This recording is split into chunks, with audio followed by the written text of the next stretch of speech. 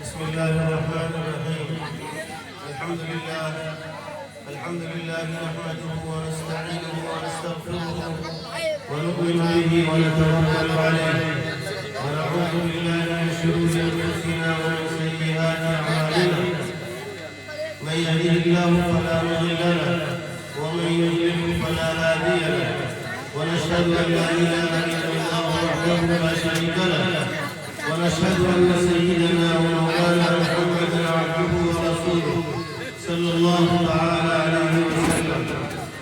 برادران اسلام، دینی اور ایمانی بھائیوں، بزرگوں، عزیز نوجوانوں اور بچوں اور پردہ نشین میری ماں اور بہنوں، اللہ تبارک و تعالی نے ہمیں اور آپ کو اس دنیا میں پیدا کیا ہے. جو اس دنیا میں آیا اسے جانا ہے اور جو چلا گیا اسے کبھی واپس نہیں آتا. یہ دنیا کا منہج ہے، دنیا کی ریت ہے، اللہ کا قانون ہے، اللہ کا طریقہ ہے کہ اتنی بڑی دنیا، یہ زمین اور آسمان، یہ چاند اور ستارے، یہ سورج، یہ سب اللہ تبارک و تعالیٰ نے ایک انسان کی خدمت کے لیے بنایا. ہم ہر چیز سے فائدہ حاصل کرتے ہیں. زمین پر ہم چلتے ہیں، آسمان کے نیچے ہم اس سے فائدہ حاصل کرتے ہیں. اللہ تبارک و تعالیٰ نے ہمارے لیے سورج بنائے، اس سے بھی ہم فائدہ حاصل کرتے ہیں. چاند بنائے اللہ نے انسانوں کے لیے، انسان رات کے اندھیرے میں، تاریکی میں اس سے روشنی حاصل کرتا ہے. پانی یہ اللہ کی نعمت ہے. اللہ نے ہم جانداروں کے لیے بنایا، خاص طور سے مسلمان کے لیے نہیں، بلکہ جس چیز کے اندر اللہ نے جان رکھی ہے اس چیز کے لیے اللہ نے اپنی نعمت بنائی. ایک انسان ہی اس کو استعمال نہیں کرتا، بلکہ ہر جاندار چیز اللہ کی نعمت کو استعمال کر رہا ہے، اس سے جی رہا ہے. تو یہ کائنات اللہ تبارک و تعالیٰ نے یوں نہیں بنایا، اس کائنات کو ہمارے اور آپ کے لیے بنایا ہے. اور آگے اللہ نے فرمایا کہ اے انسانوں، تمہیں میں نے اپنے لیے بنایا، آخرت کے لیے بنایا. دنیا کی یہ ساری چیزیں تمہارا خادم ہیں، تم مخدوم ہو، اور تمہیں میں نے اس لیے بنایا کہ تم اپنی آخرت کو دنیا میں رہ کر سجا سکو، سنوار سکو، بہتر کر سکو. اس دنیا کی رنگینی میں ہمیں کھونا نہیں ہے. ایک ایسی مثال ہم اور آپ سمجھیں کہ ایک آدمی ہے، اسے کہیں سفر کرنا ہے اور گاڑی کچھ وقت کے لیے لیٹ سے آئے. اس نے سوچا کہ پاس کے قریب کے ایک پارک میں چلا جاؤں، وہاں تھوڑی دیر آرام کر لوں گا، جب گاڑی کا وقت آئے گا تو پھر میں اسٹیشن پر آ کر اس پر سوار ہو کر اپنی منزل کی طرف چلا جاؤں گا.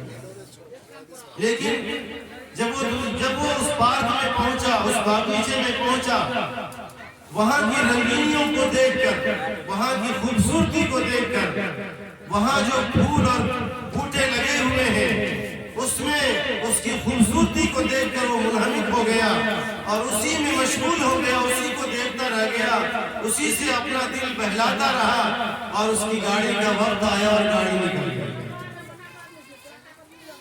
اب وہ شخص کفے افسوس ملنے کے بجائے کوئی کام نہیں کرے. کیوں؟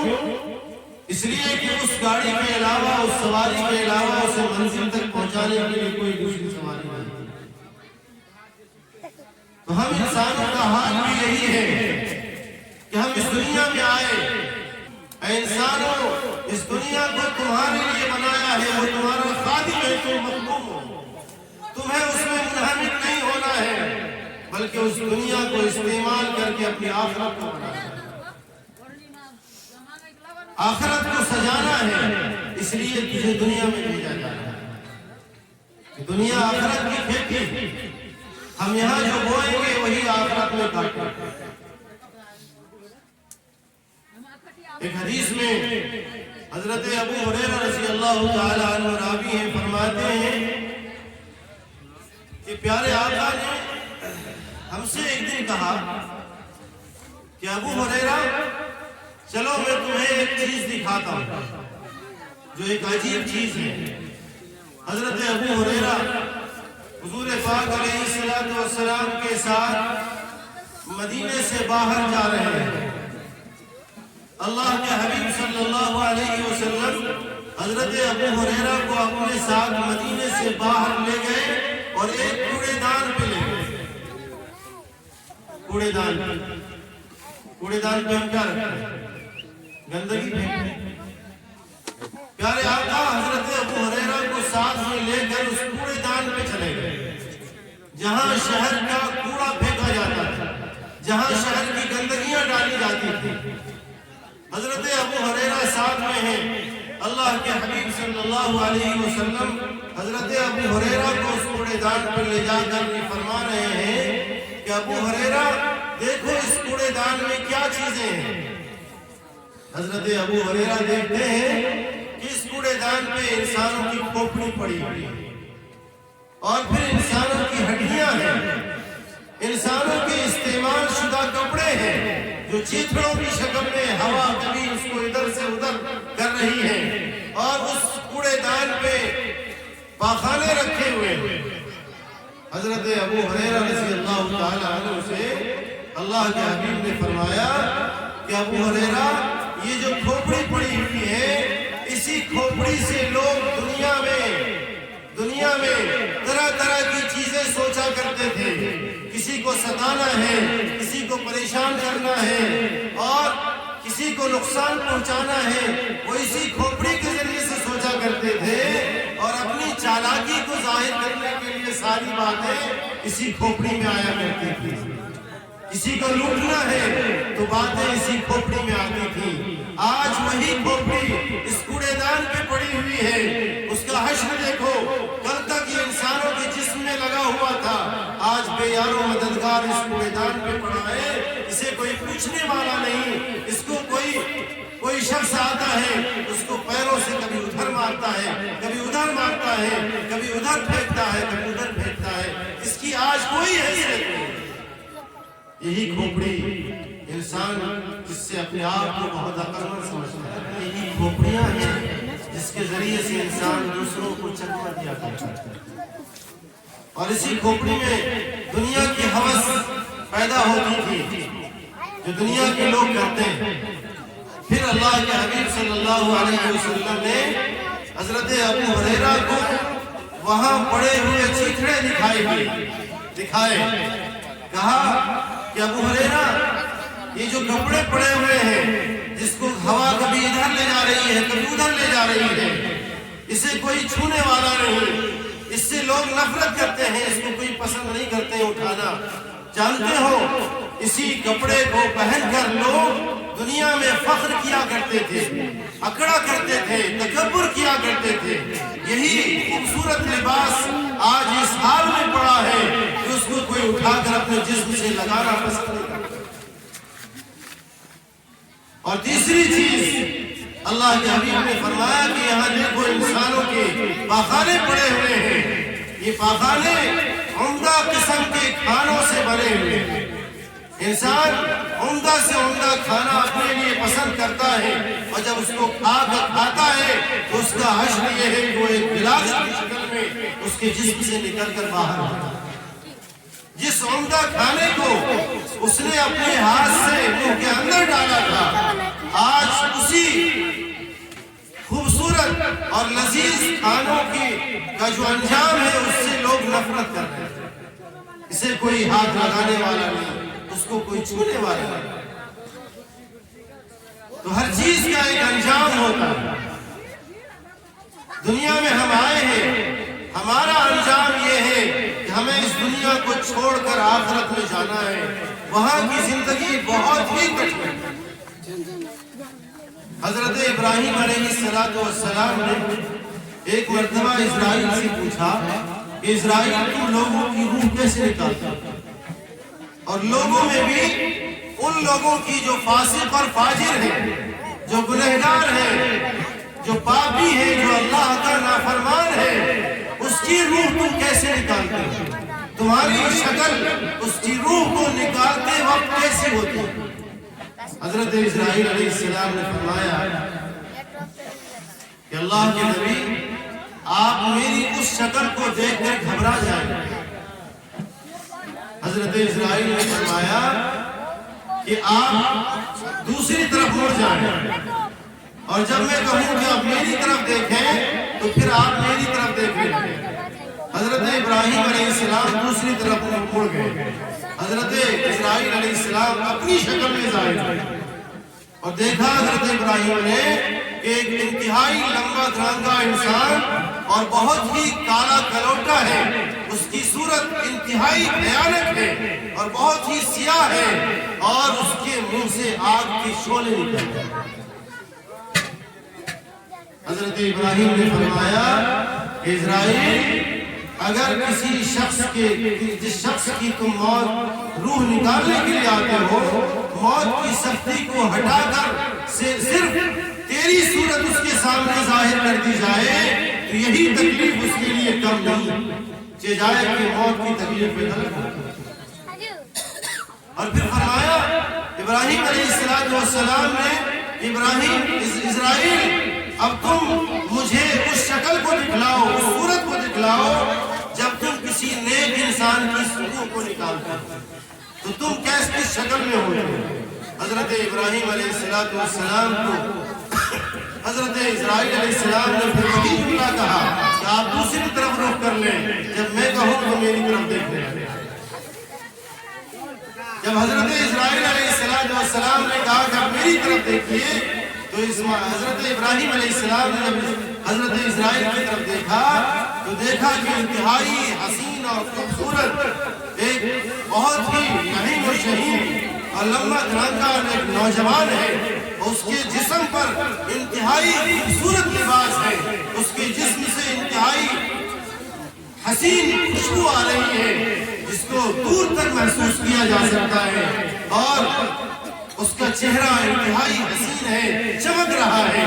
حضرت ابراہیم علیہ السلام نے فرمایا کہ ایک انسان کے لیے، ایک نیک انسان کے لیے اگر اس کو جنت نہ بھی ملے تو تیری صورت دیکھنا ہی اس کے لیے بہت بڑی جنت ہے۔ تیری صورت دیکھ لینا ان کے لیے بہت بڑی جنت ہے۔ حضرت ایک موقع سے یہودیوں کے چند نیک لوگ ایک قبرستان میں پہنچے، وہاں جا کر یہ سوچا کہ ان قبر والوں کے حالات کو معلوم کیا جائے اور اللہ سے دعا کی جائے کہ اللہ، اس قبرستان میں جتنے لوگ سوئے ہوئے ہیں ان میں سے کسی ایک کو جگا کر قبر کے احوال ہمیں بتلائے جائیں۔ انہوں نے دعا کی کیونکہ بنی اسرائیل تو اللہ کی محبوب قوم تھی، آج دنیا میں مقبوض ہے، جس نے انبیاء کو قتل کرنے کے بعد اللہ کی لعنت اس پر نازل ہوئی۔ پہلے وہ بہت فرمانبردار اور بہت ہی پسندیدہ قوم تھی اللہ، اس نے دعا کی، ان کے چند لوگوں نے دعا کی اور اللہ نے اس کی دعا کو سن کر ایک نوجوان کو کھڑا کیا، اس سے پوچھا کہ تمہارا انتقال کب ہوا؟ کہا کہ میرا انتقال آج سے 50 سال قبل ہو چکا تھا، لیکن میرے اوپر موت کی جو سختی آئی تھی اس سختی کو میں آج تک محسوس کرتا ہوں۔ 50 سال ہو گئے اور 50 سال کے بعد وہ شخص اللہ کے حکم سے قبر سے اٹھایا جا رہا ہے، اس کو کھڑا کیا جا رہا ہے۔ اس وقت بھی موت کے وقت جو سختی ہوتی ہے اس کو وہ بیان کر رہا ہے کہ 50 سال کے بعد بھی مجھے آج بھی موت کی سختی کا جو تلخی ہے وہ مجھے محسوس ہوتا ہے۔ تو دنیا یہ آخرت کی تیاری کے لیے اللہ نے ہمیں عطا کیا، ہم یہاں غفلت کی زندگی نہ گزاریں۔ دنیا سے ہر ایک کو جانا ہے، چاہے کہ وہ انبیاء ہو، صلحاء ہو، اکابرین ہو، عام انسان ہو، کوئی بھی ہو، اس کو اس دنیا سے جانا ہی، وہ ہمیشہ ہی رہ سکتا ہے۔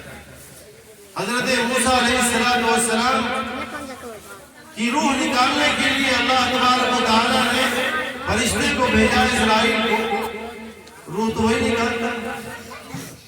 جب موسیٰ علیہ السلام کے پاس پہنچا، کہا کہ میں آپ کی روح نکالنے کے لیے آیا، میں ملک الموت ہوں۔ حضرت موسیٰ علیہ السلام نے اس کو ایک تھپڑ زور سے مارا، اس کی آنکھ نکل گئی۔ وہ یہاں سے اللہ کے پاس گیا، کہا کہ بارے اللہ، آپ نے اپنے کون سے بندے کے پاس مجھے بھیجا، اس نے میرے ساتھ یہ معاملہ کیا۔ اللہ تبارک و تعالیٰ نے فرمایا کہ جاؤ، پھر دوبارہ جاؤ۔ اب ظاہر سی بات ہے کہ فرشتہ بھی ڈر گیا ہوگا کہ پھر دوبارہ جاؤں گا تو دوبارہ تماچا پڑے گا۔ اللہ نے کہا کہ نہیں، دوبارہ جاؤ اور کہنا کہ اللہ کا حکم ہے، آپ اس ایک جانور کے پیٹھ پر ہاتھ رکھ دیجئے، اس کے اندر آپ کی ہتھیلی کے اندر جتنے بال ہوں گے اتنی زندگی آپ کو دے دی جائے گی، اس کے بعد پھر موت ہوگی۔ کہا کہ اس کے بعد بھی مرنا ہے تو آپ مجھے میری روح نکالو۔ دنیا سے ہر ایک چلے گئے، انبیاء چلے گئے، صلحاء چلے گئے، رسول چلے گئے، سب کو اس دنیا سے جانا ہے، تو ہمیں اور آپ کو بھی جانا ہے۔ ہمیں اور آپ کو رہنے کے لیے اللہ نے نہیں بھیجا۔ یہ ایک تیاری کا میدان ہے، ایک امتحان دینے والا وہ اپنی تیاری کرتا ہے، وہ نہ رات کو دیکھتا ہے، نہ دن کو دیکھتا ہے، نہ تکلیف دیکھتا ہے، نہ خوشی دیکھتا ہے، نہ غم دیکھتا ہے۔ اس کو ایک منزل دکھائی دے رہی ہے، اس منزل کی تلاش میں وہ ہر طرح کی تکلیف ہی برداشت کرتا ہے، اور تکلیف کو برداشت کر کے اس منزل کو پانے کی کوشش کرتا ہے۔ تو دنیا میں بھی بہت سی تکالیف آئیں گی، ان تکالیف کے ہوتے ہوئے بھی ہمیں اس کو جھیلنا ہے، اور جھیل کر اللہ کے حضور حاضر ہونے کے لیے ہمیں تیاریاں کریں۔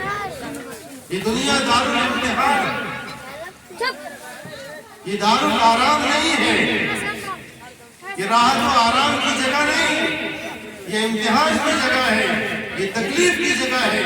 یہاں سے ہمیں اپنی آخرت کو بنانا ہے۔ الدنیا مزرعۃ الآخرہ، دنیا آخرت کی کھیتی ہے۔ کھیت میں ہم جو بوتے ہیں وہی ہم چند مہینوں کے بعد اسے کاٹتے ہیں۔ اگر ہم کانٹے بوتے تو ہمیں کاٹنے کے وقت بھی کانٹے ملیں گے، بونے کے وقت بھی کانٹے اور کاٹنے کے وقت بھی کانٹے آ جائیں۔ ہم اس وقت افسوس کریں گے اور اس افسوس سے ہمیں کوئی فائدہ نہیں ہے۔ اس لیے ہمیں دنیا میں رہ کر آخرت کی تیاری کریں۔ آج ہمارے درمیان سے ہماری دادی محترمہ رخصت ہو گئی ہیں، انہیں کی دعائیہ مجلس یہ منعقد کی گئی ہے۔ ہم لوگ یہ دعا کریں گے اور اپنی موت کو بھی یاد کریں گے کہ جب ہم اور ہمارے آئزہ اور اقربا چلے گئے تو ہمیں بھی جانا ہے، ہمیں بھی اس اندھیری کوٹھری میں جا کر سونا ہے۔ وہاں کی روشنی کا انتظام ہمیں اس دنیا میں کرنا ہے۔ اگر ہم نے اس دنیا میں روشنی کا انتظام نہیں کیا تو وہاں ہمیں اندھیرے میں سونا پڑے گا، اور وہ بہت ہی خوفناک جگہ ہے، بہت ہی خوفناک جگہ ہے۔ دنیا میں اپنے آپ کو اللہ اور اس کے رسول کی فرما برداری کرتے ہوئے زندگی گزارنی، اللہ کی نافرمانی نہیں کرنی۔ اللہ کی نافرمانی سے ہمیں توبہ کرنا ہے انشاءاللہ۔ یہاں ہمارے درمیان ہماری ماں اور بہنیں بھی بیٹھے ہیں۔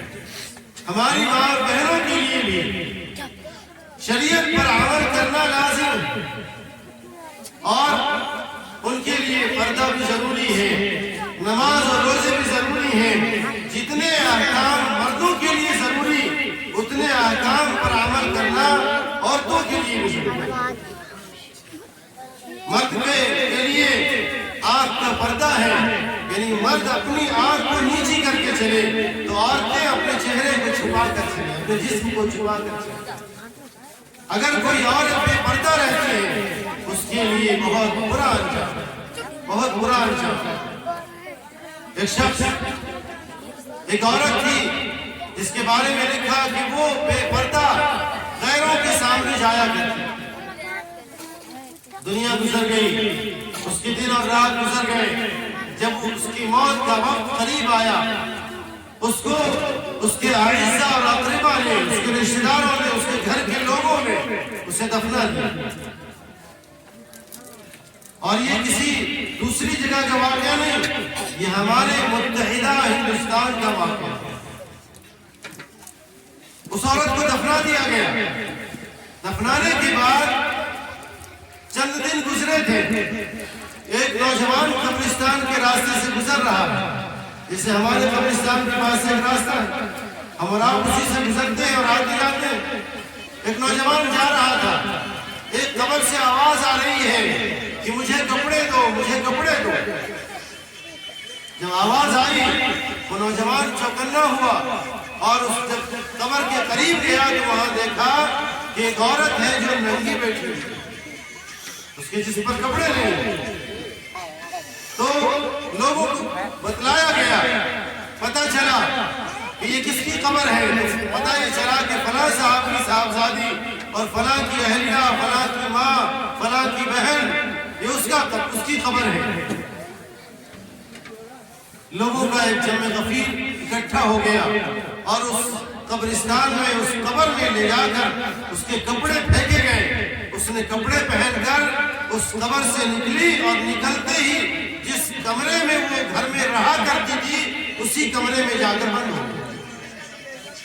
اب لوگوں کا کئی علاقے کے علاقے جمع ہو گئے، دیکھنے والوں کی بھیڑ ہو گئی، اور جب وہ اس کمرے میں گئی، لوگوں کی ایک بھیڑ ہے۔ اب اس کے گھر والے رشتہ دار یہ کہہ رہے ہیں کہ دروازہ کھولو۔ وہ عورت اندر سے کہہ رہی ہے کہ آپ میں سے کوئی شخص مجھے نہیں دیکھ سکے گا۔ کہا کہ نہیں، کھولو دروازہ۔ کہا کہ آپ چند لوگ جو ہمت رکھتے ہو وہ دروازے کے اندر آ جائے۔ اور جب دروازے کے اندر گئے اس سے کہا کہ آپ اپنا چہرہ کھولو۔ جب اس عورت نے چہرہ کھولا، اس عورت کے چہرے کی یہ کیفیت تھی، اس کے چہرے پر کوئی گوشت نہیں تھا، اس کے منہ میں کوئی چمڑی نہیں تھی، اس کی آنکھ دکھائی تو دے رہی تھی لیکن پورے چہرے پر کوئی گوشت اور کھال نہیں۔ لوگوں نے اسے دیکھ کر خوف محسوس کیا۔ اس عورت سے پوچھا گیا کہ یہ کیفیت تمہاری کیوں؟ کہا کہ میری یہ کیفیت اس لیے ہوئی ہے کہ میں دنیا میں بے پردہ رہا کرتی تھی اور دوسروں کے سامنے اپنے ہونٹوں پر لپسٹک لگا کر زیب و زینت کے ساتھ ایک غیر محرم کے سامنے جایا کرتی تھی۔ اس لیے اللہ نے میرے چہرے سے گوشت کو کھینچ لیا ہے، میرے سر سے بال کو کھینچ لیا ہے اور میرے ہاتھوں اور پیروں سے ناخن کو کھینچ لیا۔ یہ عذاب ہے بے پردگی کا۔ اس لیے ہم مردوں اور عورتوں کو شریعت کا پابند ہونے کی کوشش کرنی چاہیے اور اللہ سے توفیق مانگنی چاہیے۔ انسان اپنی قوت سے، اپنی قدرت سے کوئی کام نہیں کر سکتا جب تک اللہ کی مرضی شامل نہ ہو۔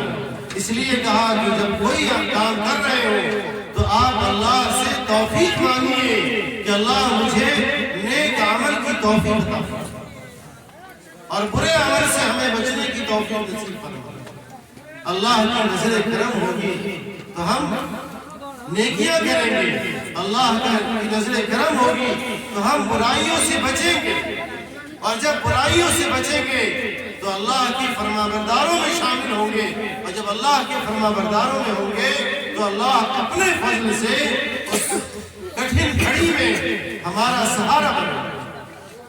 اس لیے ہمیں اپنی دنیا میں رہ کر آخرت سے غافل نہیں ہونا ہے۔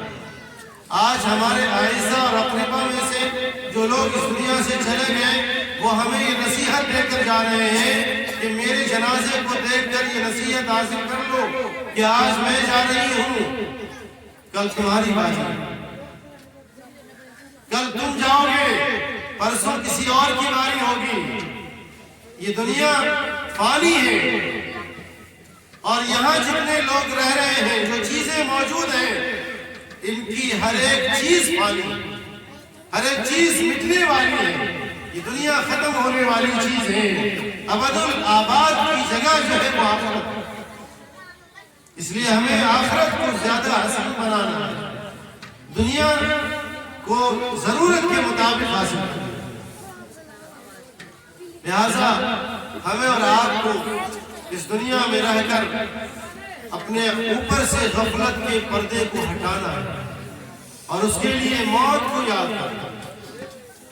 اللہ کے حبیب نے فرمایا کہ لذتوں کو ختم کرنے والی چیز یعنی موت، جب ہم یہ سوچیں گے کہ قبر کا اندھیرا ہوگا، وہاں کوئی ہمارا پوچھنے والا نہیں ہوگا، ہمارا کوئی سہارا نہیں ہوگا، ہم اندھیری کوٹری میں اکیلے لیٹے ہوئے ہوں گے، جب یہ منظر ہمارے سامنے آتا ہے تو ہمارا کلیجہ دہل جاتا ہے، ہم کانپ جاتے ہیں خوف کے مارے کہ وہاں ہم سے جو سوال و جواب ہوگا ہم اس کا جواب نہیں دے سکیں گے۔